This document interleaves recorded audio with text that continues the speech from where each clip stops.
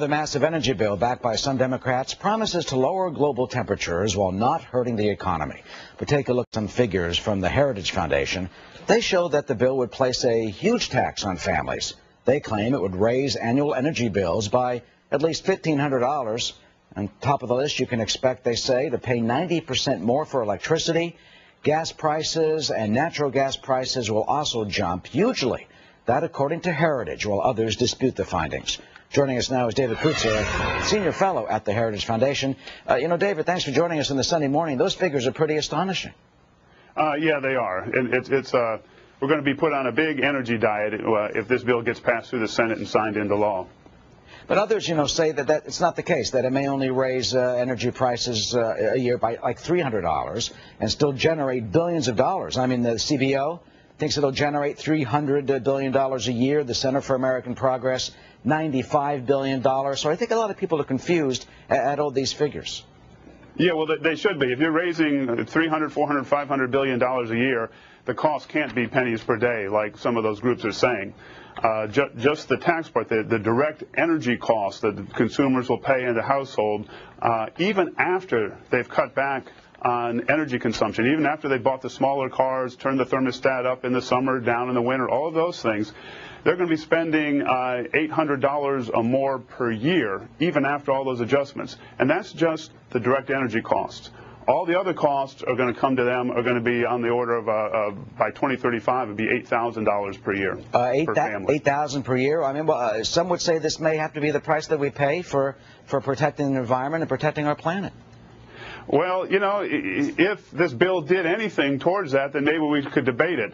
But the climatologists have done the calculations, and Waxman-Markey on the upper end of its impact would be 0.05 of a degree reduction in world temperature by 2050 and only 0.2 of a degree by 2100.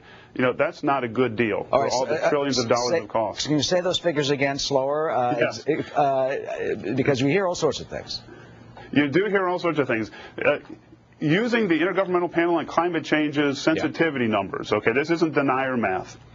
By 2050, Waxman-Markey will only have moderated temperature growth by 0.05 of a degree C. By the end of the century, only 0.2 of a degree C. This is not enough to even think about. We've had similar increases in temperature in the past 100 years, even more than that. So at the end of the day, what do you think will happen? This is in Congress at the moment, and it's one of the president's top agendas. That's an excellent question. It generates so much revenue that I think that's the driving force more than the environment. No, seriously? Likely. You really think this getting the money like parking tickets is the driving agenda on this? Oh, they won't need parking tickets ever again if they get this one. We're talking probably the biggest tax out of the gate that we've ever had. Starting out at hundreds of billions of dollars, running up to $500 billion per year, maybe even more. Well, the administration says we have to do something. Certainly it is a crisis to deal with this, and this is the way to do it. Well, I find that people think it's much easier for them to believe there is a crisis if they're going to get hundreds of billions of dollars to spend on their pet projects. If you think saving 0.2 of a degree in temperature in 100 years is worth trillions of dollars of lost income in the first 20 years, 2.5 million lost jobs, energy costs going up 50 to 90% after adjusting for inflation on top of the other costs, we're going to see gasoline over $6 a gallon if we get this. Over $6 a gallon? That's our projection. Well, others, I think, would dispute that. But, if you want some more information, I would suggest people go to the Heritage website. Heritage.org. We have it all there. Okay, you got all this information and the facts and the figures for a fascinating and troubling forecast. Yeah, David Kreutzer of Heritage. It is a worrisome. Yeah, thanks very much for joining us on this Sunday morning. Jamie?